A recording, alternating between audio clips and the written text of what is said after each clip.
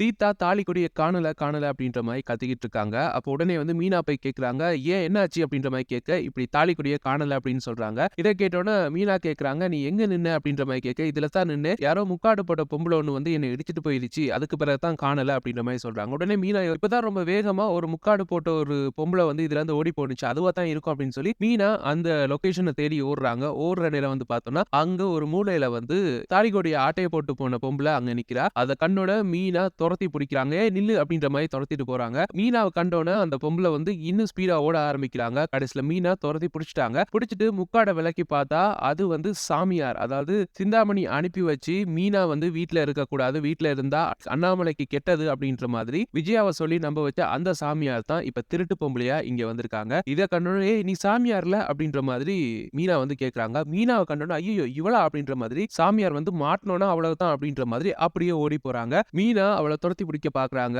ஆனா சாமியார் ஜெட் வேகத்துல அப்படியே பறந்துடுறாங்க. அப்படியே வந்து மீனா நேரா கோயிலுக்குள்ள மறுபடி வராங்க. அப்ப உடனே வந்து முத்து மீனா பார்த்து கேக்குறாரு, எங்க போயிட்டு வர, எதுக்கு சீதா அழுதுகிட்டே இருக்கா அப்படின்ற மாதிரி கேக்குறாரு. அப்ப வந்து மீனா சொல்றாங்க, இல்ல அவளோட தாலி கொடிய வந்து ஒரு பொம்பளை களவெடுத்துட்டு போயிருச்சு அப்படின்ற மாதிரி சொல்றாங்க. அப்ப உடனே விஜயா வந்து பாரு இவன் வந்து இந்த வேனுக்கு பூஜை போட்ட நேரம் அவளோட தாலி கொடி காணாம போயிருச்சு, என்ன நேரமோ தெரியல அப்படின்ற மாதிரி சொல்றாங்க. கடுப்பான அண்ணாமலை அப்படியே திரும்பி பார்த்து சொல்றாரு, இதுக்கும் அதுக்கு என்னடி சம்பந்தம் அப்படின்ற மாதிரி கேக்குறாரு. இல்ல எனக்கு மனசுல பட்டதை சொல்றேன் அப்படின்ற மாதிரி சொல்றாங்க. அப்ப உடனே வந்து முத்து வந்து சொல்றாரு, உங்க மனசுல தான் கண்டதும் படுமே எதையா பேசிட்டு இருங்க, சரி சொல்லு யார் அந்த பொம்பளை, நீ பாத்தியா அப்படின்ற மாதிரி கேக்குறாங்க. ஆமாங்க பார்த்தேன், அதுதான் எனக்கு பயங்கர ஷாக் அப்படின்ற மாதிரி சொல்றாங்க. யார் அப்படின்னு கேட்டதுக்கு வந்து வேற யாரும் கிடையாது, அன்னைக்கு நம்ம வீட்ல வந்து சாமியார் மாதிரி ஒரு பொம்பளை வந்துச்சுல, அதுதான். நீங்க கூட அப்ப வந்து அது திருட்டு சாமியார் சொன்னீங்க, நான் நம்பவே இல்ல. இப்போ வந்து பார்த்தா தான் தெரியுது அந்த சாமியார் வந்து இப்படித்தான் கொள்ளை அடிக்கிற சாமியார் போல, இதத்தான் வீட்டுக்கு வந்து அத்தை சாமியார் அப்படின்னு சொல்லி கூட்டிட்டு வந்தாங்க அப்படின்னு சொல்றாங்க.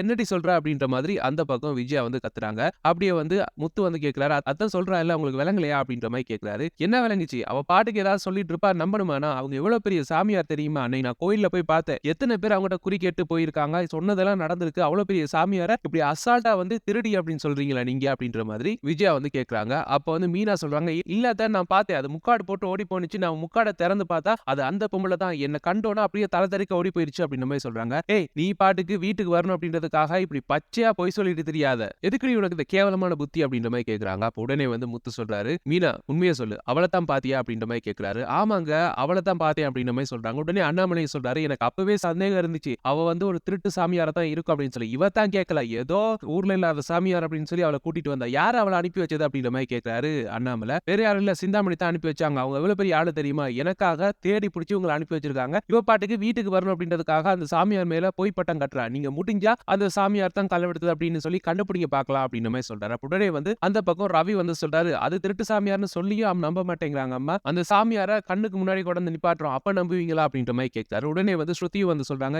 ஏன் ஆண்டி இவ்வளவு பேர் சொல்றாங்கல்ல அது திருட்டு சாமியார் அப்படின்னு சொல்லி நம்பவே மாட்டீங்களா, ஒருவேளை நீங்க வீட்டை விட்டு வெளியே போனாதான் அங்கிளுக்கு நல்லது நடந்திருக்கும் அப்படின்னு சொல்லி அந்த சாமியார் சொல்லியிருந்தாங்க அப்படின்னா ஒருவேளை அது திருட்டு சாமியார் அப்படின்னு சொன்னா ஒத்துக்கிட்டு இருப்பீங்கல்ல அப்படின்ற மாதிரி கேட்கறாங்க. விஜயாக்கு என்ன பேசுறது அப்படின்னு தெரியல, அப்படியே திருதுன்னு முழிக்கிறாங்க. உடனே வந்து முத்து சொல்றாரு, அந்த சாமியாரை நான் பிடிச்சிட்டு வரேன், அது திருட்டு சாமியார், அவத்தான் களவெடுத்தது அப்படின்னு சொல்லி நிரூபிச்சுட்டா என்ன பண்ணுவீங்க அப்படின்ற மாதிரி நேரா விஜயா பார்த்து கேட்கிறாரு. அப்ப விஜயா வந்து அப்படியே முழிச்சிட்டு இருக்காங்க. உடனே வந்து அண்ணாமலை வந்து சொல்றாரு, வேற என்ன மீனா மறுபடி வீட்டுக்கு கூட்டிட்டு வரணும், அது வந்து திருட்டு சாமியார், அதை நிரூபிச்சுட்டு மீனாவை மறுபடி வீட்டுக்கு கூட்டு வா முத்து அப்படின்ற மாதிரி சொல்றாரு. உடனே வந்து விஜயா வந்து சொல்றாங்க, அது நடந்தா பார்க்கலாம் அப்படின்ற மாதிரி சொல்றாங்க. நடத்தி காட்டுறேன் அப்படின்ற மாதிரி முத்து வந்து அங்க இருந்து கிளம்பி போறாரு. கூடவே மீனாவும் போறாங்க. அப்ப மீனா கிட்ட வந்து கேட்கிறாரு, எந்த பக்கத்தால அந்த பொம்பளை ஓடிச்சு அப்படின்ற மாதிரி கேட்கிறாரு. அப்ப வந்து அவங்க எந்த பக்கம் அப்படின்ற மாதிரி காட்டுறாங்க. நேரா அந்த சைட் போயிட்டு ஒவ்வொரு ஏரியா வந்து விசாரிக்கிறாரு. இப்படி ஒரு பொம்பளை முக்காடு போட்டு ஓடி போனுச்சா அப்படின்ற மாதிரி விசாரிக்கிறாரு. யாருமே பார்க்கல அப்படின்ற மாதிரி சொல்றாங்க. அப்ப டக்குன்னு வந்து ஒரு கடையில வந்து கேட்கிறாரு. அப்ப வந்து சொல்றாங்க, ஆமா ஒரு பொம்பளை வந்து இதால தான் ஓடி போனுச்சு, திரும்பி திரும்பி பார்த்து ஓடி போனுச்சு, எனக்கு ஏதோ சந்தேகமா தான் இருந்துச்சு, அப்பவே என்ன நடந்துச்சு அப்படின்ற மாதிரி கேட்கிறாரு. அப்ப உடனே வந்து முத்து சொல்றாரு, இப்படி வந்து கோயில்ல வந்து நகையை திருடிட்டு போயிருச்சு அப்படின்ற மாதிரி சொல்றாரு. அப்படியா, இருங்க என் கடையில வந்து சிசிடிவி இருக்கு, கண்டிப்பா அதுல வந்து ரெக்கார்ட் ஆயிருக்கும், இருங்க காட்டுறேன் அப்படின்ற மாதிரி சிசிடிவி வந்து போட்டு காட்டுறாங்க. அப்ப சிசிடிவிய முத்து வந்து பாக்குறாரு. பார்த்துட்டு உடனே வந்து இந்த அந்த பொம்பளை தான் ஓடுது அப்படின்ற மாதிரி சொல்லிட்டு நேரா மூஞ்சிய பாக்குறாரு. பார்த்தா அதே பொம்பளை, அந்த சாமியார் பொம்பளை. உடனே முத்து வந்து சொல்றாரு, இந்த வீடியோ வந்து என்னோட போனுக்கு அனுப்ப முடியுமா அப்படின்னு சொல்லி கடைக்காரர்ட்ட கேட்டு அப்படியே வந்து வீடியோ வந்து போன்ல எடுத்துட்டாரு. எடுத்துட்டு அப்படியே நேரா கோயிலுக்குள்ள மறுபடியும் போறாரு. போயிட்டு நேரா விஜயா பார்த்து கேக்குறாரு, இப்ப நான் ஒரு விஷயம் காட்டுறேன், இப்ப நம்புறீங்களான்னு பாருங்க அப்படின்ற மாதிரி நேரா போனை காட்டுறாரு. போன்ல வந்து அந்த சாமியார் பொம்பளை நகையை திருடிட்டு ஓடி போனதை வந்து காட்டுறாரு. அத பார்த்தோன்னே விஜயா வந்து பயங்கரமா ஷாக் ஆகுறாங்க. பார்த்துட்டு சொல்றாங்க, என்ன இருந்தாலும் அந்த பொம்பளை மாதிரியே இல்லையே இது, அந்த பொம்பளை பெரிய பொட்டெல்லாம் வச்சிருந்துச்சு அப்படின்ற மாதிரி கேட்கிறாரு. உடனே வந்து முத்து வந்து சொல்றாரு. ஆமா, பெரிய பொட்டு மறு வச்சிருந்தா வேற ஆளா அப்படின்ற மாதிரி முத்து வந்து கேட்கிறாரு. உடனே வந்து விஜயா வந்து சொல்றாங்க, ஆமா, இதுவும் அந்த பொம்பளையும் ஒண்ணே கிடையாது. நீ தான் தேவையில்லாம வந்து சந்தேகப்படுற. நீ வந்து உன் பொண்டாட்டிய வீட்டுக்கு கூட்டிட்டு வரணும் அப்படின்றதுக்காக இப்படி பொய்யா அந்த பொம்பளை மேல குற்றச்சாட்டு வைக்கிற அப்படின்ற மாதிரி சொல்றாங்க. அப்ப வந்து அண்ணாமலை வந்து பார்த்து கேட்கிறாரு. நானும் தான் அந்த பொம்பளைய பார்த்தேன். இந்த பொம்பளையும் அந்த பொம்பளையும் ஒரே பொம்பளை தான். உனக்கு அவ்வளவு கண்ணு தெரியலையா விஜயா அப்படின்ற மாதிரி கேட்கிறாரு. விஜயா வந்து அப்படி என்ன பேசுறது அப்படின்னு தெரியாம முழிச்சிட்டு இருக்காங்க. அப்ப உடனே வந்து முத்து வந்து சொல்றாரு, அப்பா இவங்க கிட்ட பேசி பிரயோசனம் இல்ல. நாங்க வந்து ஒரு குயிக்கா போயிட்டு அந்த பொம்பளை எந்த பக்கம் ஓடி போனுச்சு, எங்க இருக்க பொம்பளை அப்படின்னு சொல்லி விசாரிச்சு முதல்ல சீதாவோட நகைய வந்து மீட்டு குடுப்போம் அப்படின்ற மாதிரி நேரா வந்து போறாரு. கூடவே வந்து ரவியும் போறாரு. அப்படியே நேரா போயிட்டு அந்த பொம்பளையோட லொகேஷன வந்து கண்டுபிடிச்சுட்டாங்க. கண்டுபிடிச்சுட்டு முத்து, ரவி, முத்துவோட ஃப்ரெண்ட்ஸ் எல்லாருமே வந்து போறாங்க. அப்படியே இந்த பக்கம் பார்த்தோம்னா அண்ணாமலை விஜயாவ பார்த்து கேட்கிறாரு, என்ன சாமியார் சாமியார்னு சொன்னியே, நான் அப்பவே சொன்னேன். அது திருட்டு சாமியார் மாதிரி இருக்கு. அவ சொல்ற பரிகாரம் எல்லாம் நம்புற மாதிரியே இல்ல அப்படின்னு சொன்னேன். நீ ஏதோ உனக்கு சான்ஸ் வந்துருச்சு, மீனா வீட்டை விட்டு அனுப்பிடலாம் அப்படின்னு சொல்லி அவ பேசினதெல்லாம் கேட்டுட்டு அனுப்புனல. கடைசியில நடக்கிறதெல்லாம் பார்க்கும்போது அந்த சாமியார் நீ செட்டப் பண்ணி வச்சு கொண்டாந்த சாமியார் மாதிரியே தெரியுது. மீனா வீட்டை விட்டு அனுப்பணும் அப்படின்றதுக்காக என் உயிருக்கு ஆபத்து அப்படின்னு சொல்லி அந்த சாமியாரை கொண்டாந்தியா நீ அப்படின்ற மாதிரி கேட்கிறாரு. அப்போ உடனே வந்து விஜயா வந்து சொல்றாங்க, என்னங்க நீங்க உண்மையை யோசிச்சு பாருங்க. மீனா வீட்டுல இருந்ததால தான் உங்களுக்கு ஆக்சிடென்ட் நடந்துச்சு. அதுக்கு பிறகு மீனா போனதுக்கு பிறகு தானே இப்ப நல்லது நடக்குது வீட்டுல அப்படின்ற மாதிரி கேட்கறாங்க. அப்போ உடனே வந்து அண்ணாமலை வந்து கேட்கிறாரு, எனக்கு தற்செயலா வந்து ஆக்சிடென்ட் ஆனதுக்கும் மீனாவுக்கும் என்ன சம்பந்தம்? இப்படி தேவையில்லாம பேசி பேசி தான் நம்ம வீட்டுல வந்து யாருமே இல்லாம இருக்காங்க. இப்ப எல்லாத்துக்கும் காரணம் நீ தான் அப்படின்னு சொல்லிட்டு இருக்கும்போதே பரசு வந்து அங்க வராரு. அப்ப பரசு கிட்ட வந்து அண்ணாமலை வந்து கேட்கிறாரு, நீ எங்க இங்க அப்படின்ற மாதிரி கேட்கிறாரு. அப்ப வந்து பரசு சொல்றாரு, இல்ல முத்து தான் அவன் வந்து அவன் வண்டிக்கு வந்து பூஜை பண்ண போறேன் வர சொன்னா, அதான் லேட் ஆயிருச்சு. பூஜை முடிஞ்சிருச்சா அப்படின்ற மாதிரி கேட்கிறாரு. பூஜை வந்து முடிஞ்சிருச்சு. இப்ப ஒரு பெரிய பிரச்சனை போயிட்டு இருக்கு அப்படின்னு சொல்லி எல்லா டீடைலையும் கொடுத்துட்டு இருக்க நேரம் பரசு வந்து ஒருத்தனை நோட் பண்ணிட்டு இருக்காரு. அண்ணாமலையை பார்த்து சொல்றாரு, இவன் தான் அவன் அப்படின்ற மாதிரி சொல்றாரு. இப்ப யாரு அப்படின்னு கேட்டதுக்கு வந்து, இல்ல அன்னைக்கு ஒன்னு ஆக்சிடென்ட் பண்ணிட்டு ஓடுனான்ல அந்த பைக்காரன் இவன் தான் அப்படின்ற மாதிரி சொல்றாரு. அப்ப எல்லாருக்குமே பயங்கர ஷாக்கு. அப்ப அவனே நோட் பண்ணிட்டு இருக்க நேரம் நேரா முத்து அந்த பொம்பளையோட அப்படியே வராரு. வந்து சொல்றாரு, அம்மா உங்க சாமியாரு இப்ப வந்து பார்ட் டைமா வந்து திருட்டு தொழிலும் பண்ணிட்டு இருக்காங்க அப்படின்ற மாதிரி நேரா கூட்டிட்டு வந்து விடுறாரு. விஜயாக்கு என்ன பேசுறது அப்படின்னே தெரியல. அப்படியே ஷாக்கிங்கா அந்த சாமியாரை வந்து பாத்துக்கிட்டு இருக்காங்க. சாமியாரும் ஒன்னும் பேசாம அப்படியே தலை குனிஞ்சிட்டு இருக்காங்க. ஆளுக்கு வந்து சாமியாரை கிளி கிளின்னு கிழிக்கிறாங்க. அப்ப உடனே வந்து விஜயா வந்து சொல்றாங்க, இதுக்காக எல்லாம் அவளை வீட்டுக்கு கூட்டு வர முடியாது.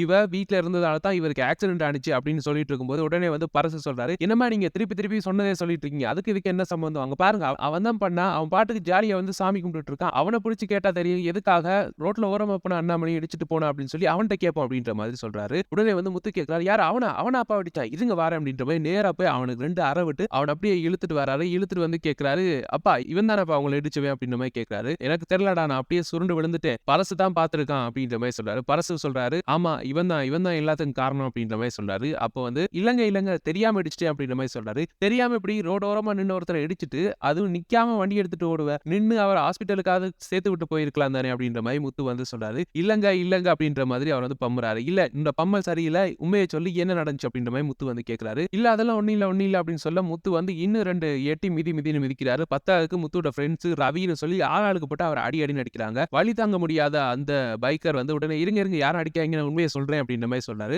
அப்ப உடனே வந்து சொல்றாரு, இதுக்கெல்லாம் காரணம் சிந்தாமணி மேடம் தான். அவங்க தான் வந்து என்ன இப்படி இவர் ஆக்சிடென்ட் பண்ண சொன்னாங்க அப்படின்ற மாதிரி சொல்றாரு. எது சிந்தாமணியா அப்படின்ற மாதிரி எல்லாருமே ஷாக்கிங்கா வந்து பாக்குறாங்க. அப்ப உடனே வந்து விஜயா வந்து என்ன சொல்ற அப்படின்னு தெரியல அப்படியே முழிச்சிட்டு இருக்காங்க. அப்ப விஜயா சொல்றாங்க, சாமியாரையும் சிந்தாமணி தானே அனுப்பி வச்சாங்க அப்படின்ற மாதிரி சொல்றாங்க.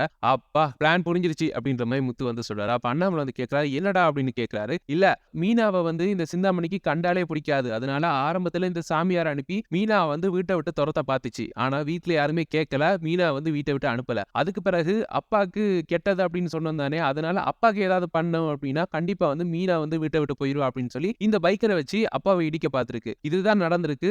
ஆனா எனக்கு புரியல, மீனா வீட்டை விட்டு போகணும் அப்படின்னு எதுக்கு இந்த சிந்தாமணி இவ்வளவு கங்கணம் கட்டிட்டு அலையுது தெரியலையே அப்படின்ற மாதிரி சொல்லிட்டு இருக்காரு. அப்படி பரபரப்பா பேசிட்டு இருக்க நேரம் சிந்தாமணியும் ரோஹிணியும் கோயிலுக்கு வராங்க. இத பார்த்தோன்னே எல்லாருக்குமே பயங்கர ஷாக்கு. அதுலயும் 2 பேரும் சிரிச்சு பேசிட்டு வராங்க. அப்படியே இந்த எபிசோட வந்து முடிக்கிறாங்க. இப்படித்தான் நாளைக்கு அது மட்டும் இல்லாம அப்கமிங் வீக் எபிசோட்ஸ் நடக்கும் அப்படின்னு சொல்லி நாங்க ப்ரெடிக்ட் பண்ணிருக்கோம். எங்களுடைய இந்த ப்ரெடிக்ஷன்ஸ் எப்படி இருக்கு கருத்துக்களை கீழே கமெண்ட்ஸ் வாயிலாக தெரிவிச்சுக்கோங்க. மேலும் ப்ரெடிக்ஷன்ஸ் பெற்றுக்கொள்ள எங்க சேனலை மறக்காம சப்ஸ்கிரைப் பண்ணி இணைந்திருங்க. தேங்க்யூ.